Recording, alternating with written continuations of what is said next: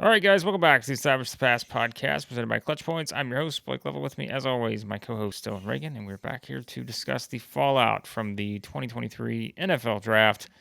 Dylan, as always, lots of excitement. As we said going in, a lot of intrigue. Who's going to go where? When are the trades are going to be made? What's going to happen with the run on quarterbacks? And yeah, this was one of the more, as we said going into it, one of the more unpredictable drafts going in. And pretty clear as it played out, it became even more unpredictable just in terms of who was going to be picking where. And yeah, wound up to be a pretty wild 2023 edition of the draft. Yeah, tons of trades. Obviously, the Texans moving up to get that combo of C.J. Stroud and Will Anderson. We can talk about whether they gave up a bit much to move up there or if it made sense. Obviously, a lot will depend on how those guys do. But yeah, a pretty crazy draft. Will Levis, obviously, a big story with him falling out of the first round. But overall, I mean, not outside of the one big move with Houston moving up. I didn't think there were like way too many surprises. Tons of trades, like constantly across Yeah. the board. But there are some teams that I think kind of in my mind, clearly came out on top. Some other ones were, I don't have like any like main big losers necessarily, but there are teams where I'm like, all right, maybe expected a bit more. There's only so much you can do with when you're a team like the Browns that didn't have a pick until the third round, and kind of limits you. But yeah, some interesting picks, but also intrigued to see what these guys can do. A lot made of obviously the Lions pick with Gibbs there in the first round. A little bit of a mixed response from fans compared to Brad Holmes in that really happy draft room. So there's a number of those kind of picks. You always have those certain years where it seems like a guy goes that you think is a good player, but maybe at that spot is a little high. So yeah, it's gonna be interesting, but it's hard to at this point it's all speculation. It's hard to really like look at one team and say, oh, they really bombed this draft. That's all going to be Yeah. hindsight's going to be 2020 on these drafts as it is in other years. It's hard to really evaluate it until you're at least a few years in. But there are some teams that I think looking ahead feel a little better about where they're at, and you start looking at the kind of adapted depth charts and the idea. Obviously, not all these guys are going to start right away, but in quite a few cases, I think we're going to see a lot of these top, especially the first round picks, and even some middle round guys, depending on the team, getting opportunities pretty quickly. So yeah, it was a lot of fun. Very busy here at Clutch Points with the work we're doing with it, but still some fallout. Obviously, it's we're only a few days away from the end of the draft, so we're still plenty of time to focus on that before I think the schedule release is supposed to be next week. Yeah. So a lot of NFL, we're back, baby. We got lots of stuff going on. As we know, the NFL is never sorry about taking the spotlight in any way, shape, or form. And so, yes, they'll have the schedule release coming soon, and that'll make it a lot more interesting now, knowing where these guys are headed. All right, let's start with the biggest winners. We start on the positive note first. I mean, I think there's sort of a consensus out there that the Eagles, if they're not number one, they have to be among the group that's considered the biggest winners, just given everything that they did in this draft. I don't disagree with that. Yeah. You just look at it again. I mean, they go the Georgia route, which I think to get the players they got, and that's what we say. If you're going to call a team a biggest winner, it's all about the value, I think, and it's seeing where you can get guys at a certain spot, right? And now, when you consider again that basically they're just building the Georgia defense is essentially, I think what they're doing, and it's not a bad idea because Georgia's not has been more dominant defenses historically the past couple seasons, so they're just building from there. So I think the Eagles to me are clearly, I think they're at the top. I don't know how I could put anyone else ahead of them right now. And as we said, I don't know if that's usually the case for a team that just made it to the Super Bowl. Usually we're talking about probably one of the first couple teams that pick as maybe a biggest winner, just considering the value of the talent they're getting. But the Eagles are in that group, and again, if they're not number one, they're in the very top three at the worst. And so I'd put the Eagles in there. I think the Texans making the move the way they did to get both C.J. Stroud and Will Anderson. Everyone was talking about kind of just how they did it, in what order, and why that was important to keep the Titans away. To basically take all the value out of the number 3 pick, and that was theirs alone to have. So I think those two, to me, clearly probably the top 2 winners. I think the Steelers and the Patriots were a couple others I thought were kind of sneaky good in terms of what they did, but I would probably have to start with the Eagles and the Texans, in my opinion. Yeah, I mean, the Eagles. It seems like a recurring theme with this team. I know they've had a couple misses here and there. We've talked a number of times about the Jalen Rager, Justin Jefferson pick, but for the most, by and large, Howie Roseman kills the draft every single time. And I think, yeah, this is another one where Yeah. it's hard to say or hard to make an argument that they're not one of the top winners, like you mentioned. Whether you want to put them as the number one or in that top three, they have to be mentioned kind of in that group. And it's set up partially, with trades that they've made in the past. It's not just the picks, but like you mentioned, usually this team in the Super Bowl doesn't have two first rounders. Like the Yeah. Eagles making that deal last year with the Saints that ends up paying off big time with getting Jalen Carter, who fell a bit. Didn't think he was going to fall out of the top 10. Sure enough, I thought maybe the Bears would take him, but I think for his own growth with all his former teammates, as you mentioned, from Georgia there in Philadelphia, but also just the culture they've built. Maybe some of the off-field questions that a team like Philadelphia with the infrastructure they've put together feels like it's not going to be as big of a problem as it maybe is for a team that's rebuilding and finding those kind of leadership guys. There's those names aren't filled out the same way they are in Philadelphia, where you have so many veterans, the Kelseys, the obviously with what Jalen Hurts has become pretty quickly there. I mean, it's a team with a lot of veterans infused with younger guys. So, and obviously now they get also DeAndre Swift, which, man, it's gonna be hard to not pick Philadelphia in the NFC along with the Niners. I'm not gonna lie, but Yeah. nonetheless, yeah, just looking at the fact that they're able to get Nolan Smith at the end of the first round, and then they get Ringo all the way in the fourth, right? I mean, I thought he'd probably go in like the third. So yeah, you can't really go wrong when you're drafting these Georgia defenders. But overall, just yeah, it's some of the question marks. Last year for this team, they were I think in the bottom quarter of the league in yards per carry against, and you solve a lot of those problems if Jalen Carter can stay on the field and next to Jordan Davis and that dynamic duo there. It's going to be a lot of fun. I just think that some of the other guys they added, also Tyler Steen, I think it was one of their third round picks, the guard from Alabama, another big dude that you're getting good value. I think at that point. So yeah, when I look at the winners, I know you mentioned the Texans. I definitely think I'd throw them in that group. There's teams that I think like just absolutely nailed the draft. The Steelers are one that I felt like with the way that things kind of broke their way. I like the Joey Porter pick, obviously, with what he can bring as a corner and the toughness he has. I think they got one of the better offensive tackle prospects there in Broderick Jones. So overall, they're a team that I would mention. I'd say that in their with a new regime, their first draft, I thought Arizona, for all the things that they need to do and how far they are away, I thought they did a great job with some of the deals to get a number of picks next year, kind of looking ahead, not just with, I thought Paris Johnson, another really solid play there to, they're able to move back and then move back up and still end up gaining, so many extra picks while getting the player they really wanted. You need help for Kyler there protection wise. They have a lot of different needs, obviously, but I just overall thought that they kind of nailed the draft in this year one and set themselves up for next year to be another big one. So those are some of the teams. I think another winner that pretty clearly for me was Seattle.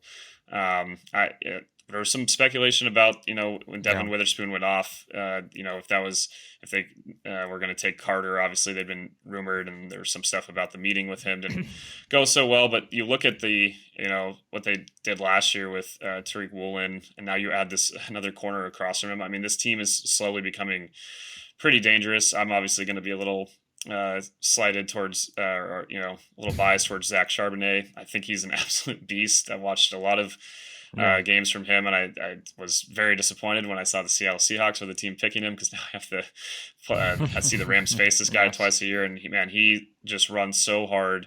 Obviously, they end up getting Smith and Jigba. I mean, I just thought that overall, and you look at kind of what he can bring to that offense, very different skill sets than what Tyler Lockett and DK do. I mean, maybe Yeah. some more similarities at times to some stuff that they'll have Lockett do, but overall, I think that dynamic also.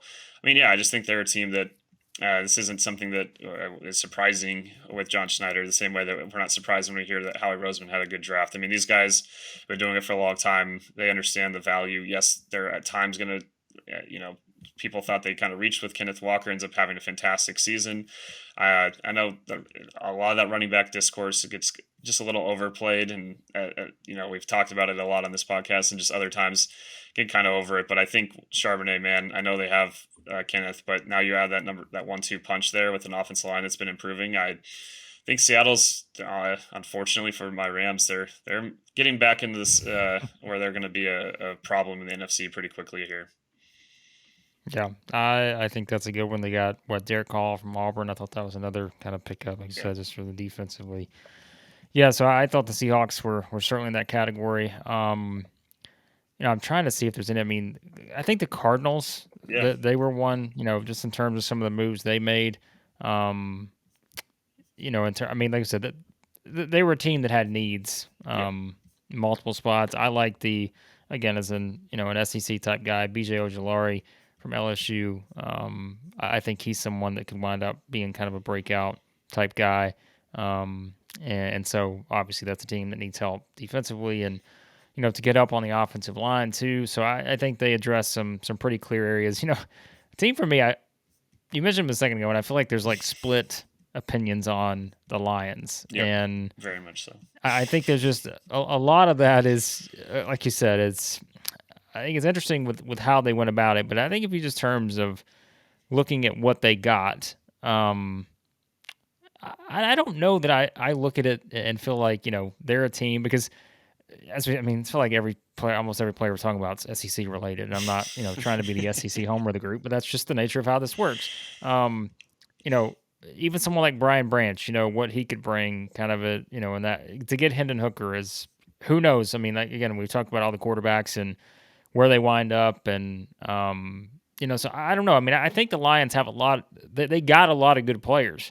It's just again how draft strategy works and all that other stuff. Maybe people are picking that apart, but I don't know. I still look at the talent, and I feel like that they got a pretty good haul. It just may not have been exactly, again, what you would expected, but I feel like we say that all the time with the Lions, and they've kind of made it work for the most part now over the past couple of years now as they start to sort of make this ascent. So yeah, it was an interesting draft. I mean, that's kind of. I mean, Brad Holmes. We have to remember at the time with the Rams, he did pick Todd Gurley quite high as well. He has a history with running backs and falling in love with the guy. And as he talked about after the after the draft in his press conference, he doesn't see Jahmyr Gibbs as just a running back. They see him just as a weapon. And you look at the talent they have.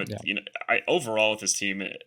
It's just a different draft approach than maybe past years. Like we looked at when they got Penei Sewell and how big that pick was. And some years we're talking about a team that had they were in that category of teams that had a lot of needs. I don't know if the Lions right now, on offense at least, had a ton of needs. They're a team that I thought maybe defensive line and the interior would have potentially been a fit. Maybe if some of the off the field stuff doesn't happen with Jalen Carter, maybe they just sit tight and draft him at number 6 there. But moving back as they did, a smart move as they've done in the past. They've traded up at times and also trade back. They're not a team that's afraid to kind of move in either direction and be bold with their picks. So with the way that we saw at the end of the year, if they just had a couple little bounces of the ball differently early in the season, they're a playoff team, and they might have given like one of the 2 or 3 seeds a decent run for their money. I think defensively, as we know, they have a lot of work to do, but I thought they did a pretty good job with the drafting out. I know Jack Campbell, a lot has been made about him being a guy that was thought of to be a decent reach, but how he fits in with the team could end up working out. I thought they recovered well with Brian Branch. I think at safety in the second round, that's one where we're like you said, we're just talking about SEC guys constantly here, but I think that's a really important piece for their defense, and you get a lot of value there. We see safeties don't always get drafted really high, and then these guys in the second, third round end up being vital players that when they're not on the field for their teams, it ends up costing them dearly. So I think overall with him, and then also I like the tight end they got from Iowa, Sam Laporta. So should be interesting to see what I thought it was interesting. They had like the first round there, if you looked at like Mel Kiper or The Ringer, any like sites like draft boards, they're over drafting guys dramatically. And then on day 2, they're picking guys like with great value. So it just all depends. Yeah. Like you said, it's a kind of a mixed bag of opinions on them. But again, with the way the offense is set up, and if Gibbs just makes them even harder to defend with all the talent they already have on that side of the ball. The offensive line's in a good place, as we know, and defensively they've made some additions. Still a work in progress, maybe, but yeah, I thought overall still a team that I wouldn't count them as a loser for sure of the draft. I'm not going to say they're like a big, like huge winner necessarily, but I do think there's a chance we look back and if Gibbs is a huge weapon for them and Jack Campbell becomes an everyday starter for a long period of time, I don't think we're going to talk about it quite the same way as some of the discourse that has been mentioned there. One team, I just real quick, you mentioned the Patriots. I especially on with the Christian Gonzalez pick, man, how did they just sit and wait and trade back and just get the guy that Well, was it works like, for the Patriots. it's ridiculous. And They always get their man, it seems like. it's crazy, Yeah. man. I thought they overall had a solid draft. They had a ton of picks, in the middle rounds, some offensive line guard picks in the fourth and fifth rounds that will help fill out some issues there. I thought that was a kind of a need that they were able to address. Naturally, they get the center from Troy, Jake Andrews, so a lot of depth kind of guys, and then some picks that I thought interesting. With they always have a pick like Mapu, the Sac State linebacker they took in the third round, where they'll get a guy that's not, in this case, maybe more on the radar than some past picks, where I think it was one of their offensive linemen they took last year, where it was the one where the Rams were like laughing because they thought the guy would drop to the third round potentially to them, and the Patriots took him the first. They're a team that is comfortable. Clearly, obviously Belichick has about as much job security, even with how the last few years have gone, as any coach and management team in the league. So it's a team that's comfortable with their own evaluations, but just in itself, the Christian Gonzalez thing. Only the Patriots, like you said, they played it perfectly. They're patient, and then they get exactly the guy that makes a ton of sense and makes this defense even scarier. So I think a really successful draft overall, though, for them. All right, we must transition to the biggest losers of the draft. I mean, look, like something you said earlier, and I think this is always, it's hard to know, I think, right now, because you just, we can certainly, like I said, we can pick apart the Lions with certain parts. We can do all that, but Yep. like, I think you're still waiting just to kind of see what happens. Because you don't know at this very moment exactly what some of these guys are going to become. And so I think that's just kind of an interesting thing. As I'm looking down the list here, I'm like, well, obviously you could go with the teams that maybe didn't have a lot of picks. Like, Yeah. I mean, that's an easy choice to say they were the biggest losers of the draft. Um, I don't really like. I haven't come up with a great sort of like you said. I think some people put the Lions in that category. Um, I think the Bears are another team that I kind of look at. I'm just like, did they significantly change anything? I don't think we had high expectations just given where their picks were and the number of picks going into it. But I mean, did they significantly change anything? I don't know if I could say that. I think so when I look at it that way, right? And I'm like, I guess unless you're just going with teams that just didn't make a lot of picks, maybe there's some obvious choices, but otherwise, I don't know. I guess maybe put the Lions in this group too, just to, have them everywhere. But Yeah. probably the Bears is like the only team to me, and I'm not even saying they did a terrible job. I just think I don't know. Like it's just sort of, I guess if you're gonna really wow you with anything, you think it's gonna just be kind of franchise changing potentially. I don't know why I'm picking apart the Bears, but that's just one that I had on my list. So Yeah, they're one that I think it was an okay draft. I think they maybe fall in that in between ground. I don't know.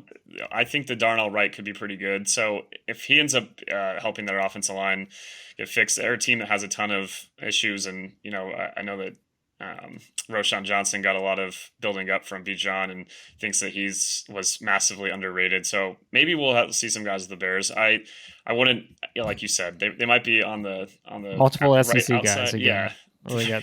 not I mean, surprising. maybe I'm just trying not to be biased about the SEC. I mean, I'm trying to knock somebody that has all these SEC players, but who they pick? Right? They pick Dexter from Florida. They got Pickens from South Carolina. So maybe that's what I'm trying to do. I'm just trying to like downplay the SEC at some point, but Yeah. these guys are everywhere. So Yeah, no, there's no reason to worry about it because that is the NFL. It is a lot of SEC players. Obviously, is still the supreme conference. So, but yeah, I'm trying to like think about. I mean, the Jaguars, I'd say, were one team that I looked through, and it was it was okay, but like there's a number of teams that I would say that weren't winners because of just kind of by default by previous moves and trades they'd made, like the Browns and Niners. I wouldn't say they didn't. I mean, also the Niners, they're in a place with a roster where they were able to, draft a kicker when they did, Pick a kicker. and feel Yeah. like it's completely fine because of the roster they have. But I would Yeah. say like both those teams, they're limited with their draft capital by previous trades, and that naturally kind of led to classes that aren't necessarily like striking. Whereas when I look at the Jags and you see, they don't have a third rounder, but they end up with a cut, 2/4, a couple fifths, and thought it was okay. Maybe I'll look really stupid, and Anton Harrison will just be ridiculous, and be the last piece of that offensive line to help protecting Trevor. And I just don't know. That was one that kind of for me was a little bit lower end.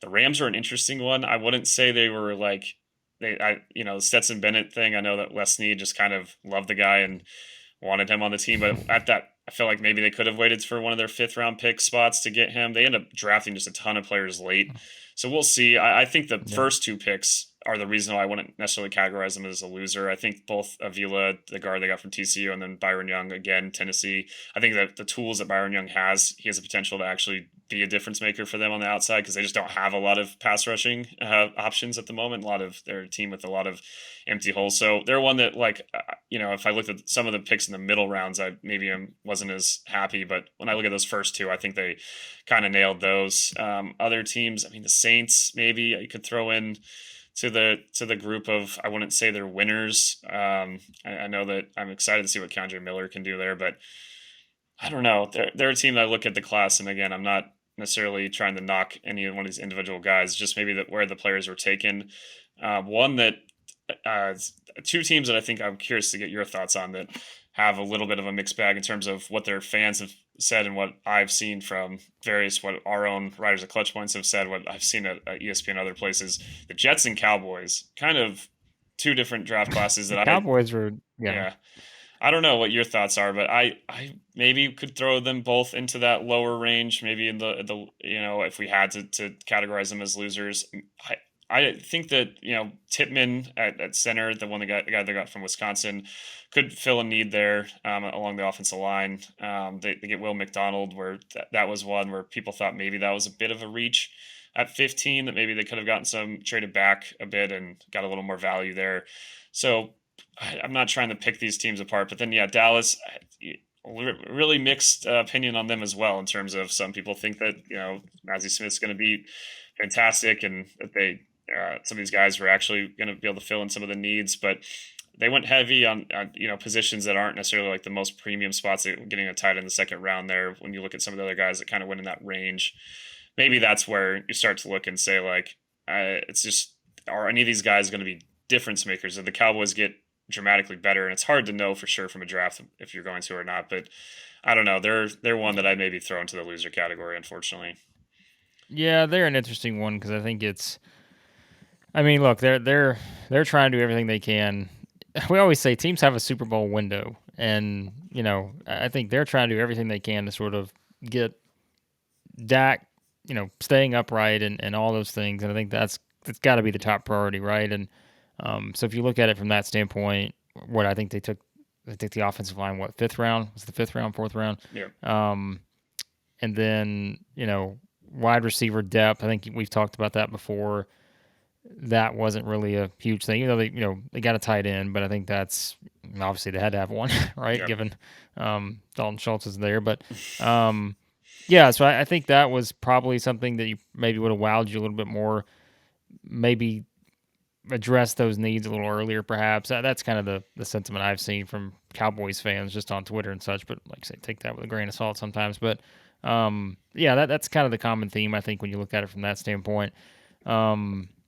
The Jets, I don't know what to think about the Jets because, I mean, look, they just got Aaron Rodgers, and I don't know that. I still think the Jets are pretty built, built pretty nicely in terms of a team that. I mean, we talked about them last year, right? Like they were right there. I mean, they should have made the playoffs. Like it wasn't even that's not even saying like they just didn't play well down the stretch, lost some of those close games, couldn't get over the hump. But like having Aaron Rodgers, even whatever age he is now, it's going to alleviate some issues. And so I don't I don't know if I would say the Jets are just the complete losers of the Yeah. draft or anything like that. I'm probably have a little more wiggle room there. Like we said, you're trying to grade this just based off the draft, but you have to tie in everything else around it because that's they all tie together, and so maybe it's just coming off the high of Aaron Rodgers being there. I don't know that I just completely call the Jets one of the biggest losers of the draft, but that's just Yeah. me. No, I see what you're saying. It makes sense with the guys they have, and it is just hard to say. Like the winners are easy. There's some draft classes that you look at and Right? you're just Yeah. like, this is supreme talent, and even some of the ones that you maybe put on the lower end, like I didn't mention Atlanta, but overall, I think it's a solid draft class. People are going to say whatever about some of the picks, but if Bijan becomes as good as we made him seem like in our last I was saying, podcast, I thought that was I didn't second guess that pick at all, but when no, after the draft, when I see a lot of people pointing out that they would group the Falcons in there because of that pick, like I was like, really? Like yeah, I don't know I about was that perfectly one. fine with them taking him. I Yeah. think a team that Um, has a ton of needs, but a guy like him is just so ridiculous, and you yeah. have a lot of other. I get the kind of narrative of it, like maybe I think those maybe some of the detractors were more so wanted Bijan to just go to a place that had a little bit more in the tank at this moment. But Yeah. Atlanta they were a team as we talked about last year that found a way to kind of fight and stay in the mix and give better teams tough games, something they weren't doing the year prior. So I don't know. I think it should be an interesting one. But yeah, more in general though, with like guys like that, like where you look at, all right, this player is going to be a star. Maybe the whole class isn't fantastic, but that's kind of the nature of it. So yeah, it is naturally just easier to look at winners. I think there's a lot of teams that maybe fall more in that middle ground, and you can nitpick if you want to.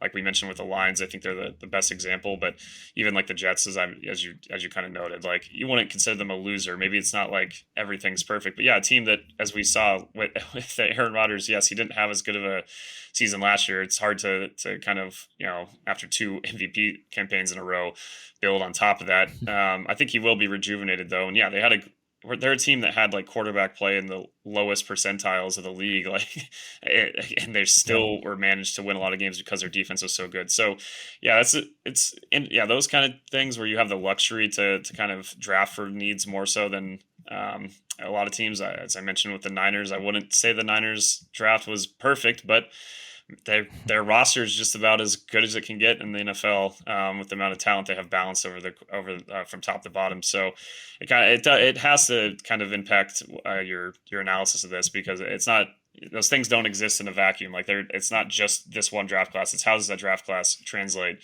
to the team and the players they already have. So yeah, I agree with that though. The Jets probably, maybe I shouldn't have thrown them in there, but they're one team that I've seen mentioned at least a little bit, kind of mixed bag, depending on where you read. Yeah.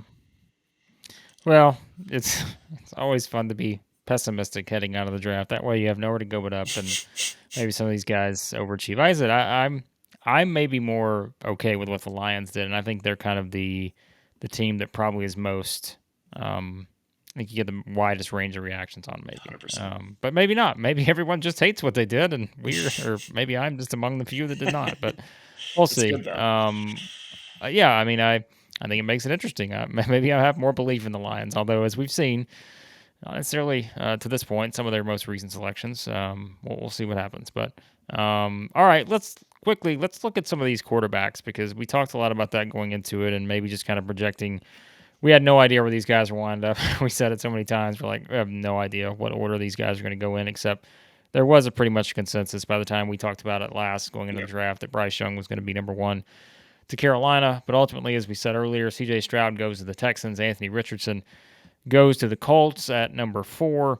And then from there, of course, things got interesting to kind of see what happened after that. Is Will Levis dropped into the second round to the Titans. And again, being the native Titans guy on the podcast, I can tell you that my Twitter feed was not exactly thrilled with that idea, not in the first round or the second round. And of course, what made that interesting is because Hendon Hooker, as we talked about as Yep. well, winds up going to the Lions. And, that was one where I think Titans fans were sitting there at 33. Because I think they traded up to get that one, right? Yeah, so they traded up to 33. And I think they were thinking they were going to do that with the idea they were going to draft Hendon Hooker. Obviously, that didn't happen. They went Will Levis, but those are the notable ones. Bryce Young to the Panthers, C.J. Stroud to the Texans, Anthony Richardson to the Colts, Will Levis to the Titans, and as we said, Hendon Hooker to the Lions. Those are the ones we talked about the most. Any strong thoughts on any of these? Positive, negative? I sort of mentioned the possible negative one, I think, for Titans fans. And look, Anthony Richardson to the Colts is an interesting one too, Yeah. because by all accounts, you know, as we said, as somebody who followed the SEC, watching him play last season, there was a lot of good, but there was also some bad. And you could apply that to Will Levis too. I mean, we talked about some of the stuff with C.J. Stroud. People have knocked him for certain things, Bryce Young for certain things, and a Hooker and so forth. But I don't know. This is an interesting group, as we mentioned going into it, and I think Bryce Young will be set up for success in Carolina. It's just how quickly they can get back on track, get some weapons around him from top to bottom. C.J. Stroud, same formula. It's the same formula for all these guys probably. Although, I mean, I guess we could say, and we don't think Hendon Hooker is going to be the starter from day one, but he's probably got the most weapons around. Well, I guess Anthony Richardson has Jonathan Taylor, but so it's an interesting group. It's basically what I'm saying. I think it's hard to project exactly where all these guys are going to go from a production standpoint, but that's where they wind up. Yeah, I think Richardson is the most intriguing, like in terms of we didn't know where he was going to go. Because Bryce, like you mentioned, like we kind of with the Panthers, that was a foregone conclusion. We've kind of been already talking about that fit. And looking at they get Mingo. Obviously, they added Thielen this offseason. They have Hayden Hurst, offensive line. I mean, they were pretty good running the football last year. So overall, I think, with Bryce, it's not like as crazy as in terms of with Richardson, we didn't know where he was going to go, right? Like it could have gone in a lot of different directions. And now I think probably I'm always the one, as you know, on this podcast, it's way too high on the Colts and always thinking, I will say Chris Ballard's a great drafter, but in terms of, no, you're not, which is, it's good because I don't know if Titans fans would appreciate that, but for Anthony, I don't know if there's a place out of these top few teams for Richardson that would make any more sense than the team that just hired Shane Steichen as their coach. Obviously, Anthony Richardson's already talked quite a bit about how they envision doing some of the things that they in Philadelphia with Jalen Hurts. Now Jalen, as we saw this past season, developed as a passer to a ridiculous level. But you look at maybe the season before with Philadelphia, that offense was based a lot on running the football, not just with the running backs, but design runs at the quarterback. And, with a guy like Richardson, you can kind of hide some of the things you're developing in the intermediate times between as you just have them be an athlete on the field. And I think, Steichen, so I'm excited to see, I think fit-wise, that one couldn't have been much better. I'm glad the Texans didn't overthink the C.J. Stroud thing. I know there was a lot of smoke and mirrors about that. I think ultimately those three quarterbacks at the top, all really solid fits, and I think obviously I'm pretty high on D'Amico Ryans and the new coaching staff that we have there in Houston. So I think those three, I'm not, we'll see how it all actually pans out, but I think it ended up going just about as well as I would have hoped for, and for location wise and fit wise. Now Levis, that is the one, as you mentioned, you probably have a better pulse of this with being there in Nashville, but. It's interesting. I think the Levis stuff in general, I feel bad for the guy in terms of it's not his fault that all this hype kind of machine made him into being thought of to be a top 10 pick, top 5 pick, number 1 pick, depending on that random Reddit post that had offshore sports books changing their odds and whatnot. But but in terms of, this is kind of where I thought, after the season he had and some of the injuries, we talked about it. Wasn't the same guy as he was a year before. They obviously didn't have the same depth around him. You're playing in the SEC with a lot of tough opponents. So, I think a early second round range makes sense for the Titans' own fit. A team that already obviously just drafted Malik Willis had a lot of concerns maybe with what that's going to end up being long term. Obviously, the Tannehill stuff and whether they want to move forward or not and all that. So, I think it's. At least the Titans aren't a team that needs to rely on this guy quickly. I think it would be a different situation if we're like, they're just going to throw him into the fire and immediately see what happens. There's some good parts of what Will did in college, and you hope that some of the things with his accuracy and whatnot that can be worked on. And we've seen now the way that the coaching, the level of QB development that is occurring with these super talented players, and I think even to an extent that's what the Colts are banking on with Anthony Richardson happening. But the thing about Anthony Richardson though, looking back into the week heading into the draft, I, he's more polished than I maybe if you just are listening on ESPN and watching some Florida football, not a ton of it. He's more polished than I realized. Yeah, I think he actually at the Yeah. next level should be maybe not as much of a development. Whereas with Levis, maybe it is a little more time, but I don't think it's a huge over big reach. I mean, maybe you're just as a Titans fan, you look at those other three quarterbacks and feel like, hey, we could have maybe traded up from 11. I think they end up getting, with Skoronski, a tackle that a lot of people thought would be the first offensive lineman taken potentially, or at least the second behind Paris. He ends up being the third. So I think that could work out quite well for them. They're a team that values offensive linemen and have, after years of pretty solid offensive lines, as we've talked about the last couple of years, that hasn't really been the case. A lot of injuries and guys have kind of aged out. So I don't think it's a bad pick for them. But I do wonder, like fit wise. Trying to think what a better fit would have been for Levis, but for his own development, I think it's good that he's not in a place where he has to immediately play. But yeah, maybe I'm not as thrilled just fit wise when I think about the other three guys at the top, where it's like clearly all those teams Houston still has a lot of issues, but I think they're a roster that's on the right track at least. And I think that with Stroud, maybe it's not obviously if it went to a few other teams, maybe he has a much better situation. But I think they should be pretty happy with him. And maybe I'm again getting already too excited for the Colts and Anthony Richardson and what this could mean. Maybe not in year one necessarily, but I do think that there's a chance that we look back at this draft and it's Bryce is the probably still going to be the guy that you're going to look at, and I think he's probably going to be a supreme talent at this next level. But I think there's a chance that Richardson, we look at him too and be like, wow, this guy kind of, the Colts are right to bank on him at number 4.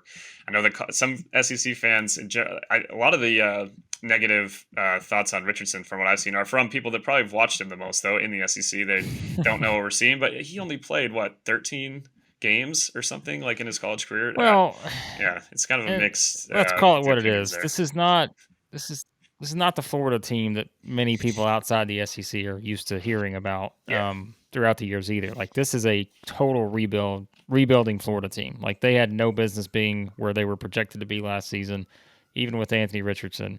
And we saw how it played out. I mean, this season the expectations are not very high either, and so they are completely rebuilding the program.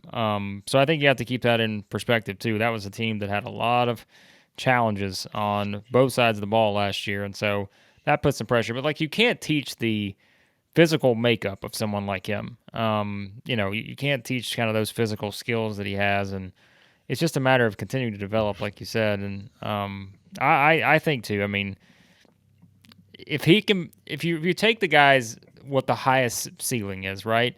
I mean, he's right there of this group. Like he's right there at the top. I mean, if you're talking about guys who fully reach their potential, which not everyone will. If they do, great. But you have to project that someone won't. Yeah. But if you do, I mean, he is at the top. I think. I mean, right there with whoever else you want to put him with. And so I think that's just what you have to look at with Richardson. But yeah, I mean, I understood some of the negative.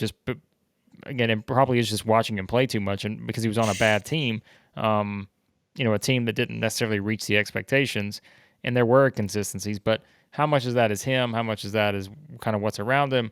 Yeah, I don't know. I do think he's set up in a nice spot. And look, all things considered, if I'm a Titans fan, I think there are a lot of Titans fans who maybe would have preferred to go that route of, obviously we're not going to trade up with the Colts to get him, but maybe that route versus the Levis route. But yeah, like you would have to make that trade. And like we said, that was the problem for the Titans, is that kind of knowing where they were, and when the Texans pulled off what they did, well, then the Colts do what that's where I think Titans fans got frustrated, is because you just saw your two, outside of the Jags, your two biggest rivals, come up and make potential franchise changing moves.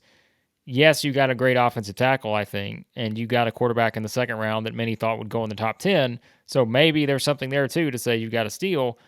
But I'm still of the thought, Dylan. Look, we say all this. Tom Brady was, we know Tom Brady's story, but there are not that many Tom Bradys out there.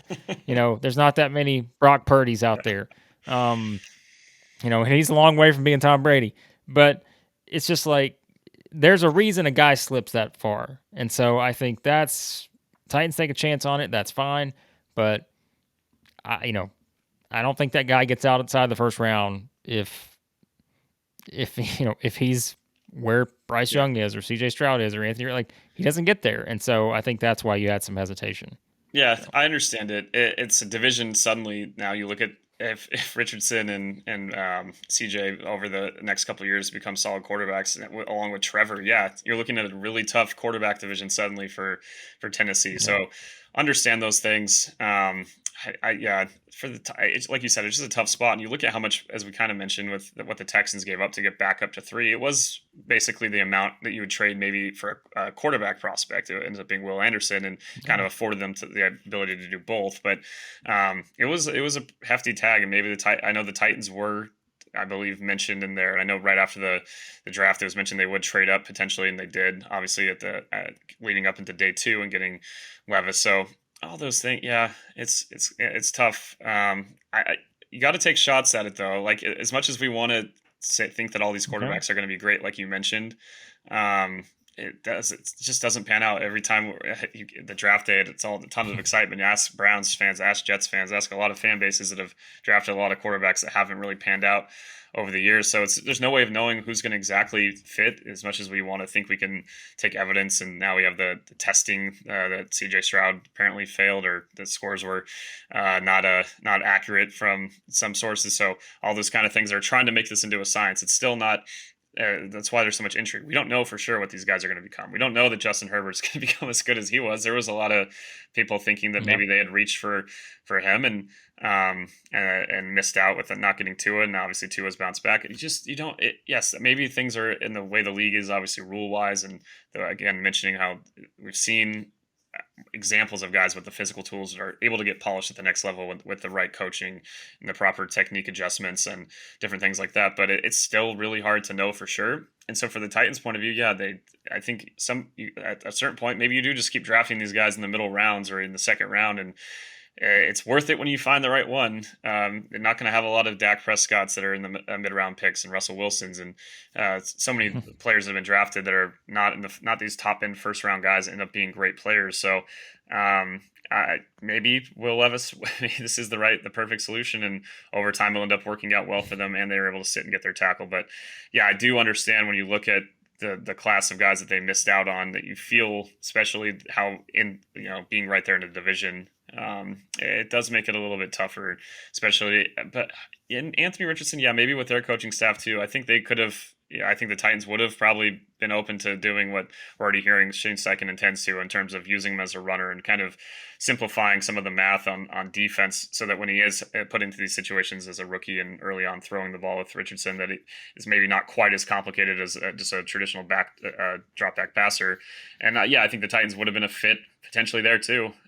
So I get the frustration, because you don't want to feel like you're this close to that guy, and then you watch him in your division for 10 years. You don't know if that's going to happen, but the chance that it does, I understand the frustration for sure, for a team that has, for years was knocking on the door, made that AFC title game, obviously, and had some really solid teams that just haven't quite gotten over the hump. And it's not like the Jaguars, as we know, are going anywhere now. And you look at the other two teams moving in the right path. I understand from Tennessee's point of view.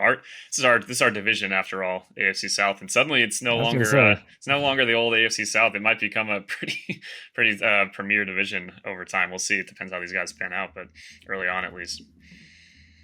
Yeah, I mean, it's interesting. Like this draft became at the top, as we said. I mean, a lot about the AFC South, just based on the moves that were made, and for Levis to ultimately wind up, with the Titans. Like it is pretty interesting that that our brand became sort of the headline of this draft when you look at all the different moves that were made. But well, Dylan, there you go. There were a lot of thoughts on the 2023 edition of the NFL Draft, and of course, we'll continue to talk about all these players and projecting ahead into the actual season moving forward. But all covered over at Clutch Points, all the fallout from a draft, a lot of stuff looking forward. So let everybody know where they can find all that. Yeah, go to clutchpoints.com to the NFL draft tab at the top of the page. Tons of stuff, as Blake mentioned. We went through, individual, every single team, grading every single pick for every team, grading the drafts for every team. Tons of obviously coverage of all the initial quotes and different things, like we're mentioning with Richardson and Steichen and what they're planning to do. Also breaking down some of the depth charts and kind of how they've been adapted with the new players that they've been able to add to different situations. So, yeah, even though the draft's over, even though now it's a little calmer, it's still a lot of draft coverage, still a lot of looking ahead, and yeah, I won't stop. Obviously, like we mentioned with the schedule release coming up next week, so should be a lot of fun. Real quick with I know we're joking about the AFC South. NFC South might have to become our new official division of the podcast, because they're kind of, they feel a little AFC Southy with the vibes of those four teams right now. A lot of question marks for all of them. Carolina honestly might feel like they're in a pretty good situation with Bryce. I was going to say, they don't seem as bad at this point. No, so yeah, maybe that's our. We'll see how that goes. The AFC South usually finds a way to be quirky and weird over time, but at this moment, the NFC South is definitely a contender at number 2 for that honor on the show. Yep, I think that's a good point. NFC South is taking quite a interesting turn here to see where things are at. So we'll see what it looks like there heading into the season. But of course, again, check out everything at Clutch Points. Be sure to subscribe to the podcast. Any podcast app you use, search for Establish the Pass. And thanks as always for listening to the podcast. And we'll talk to you next time here on the Establish the Pass podcast.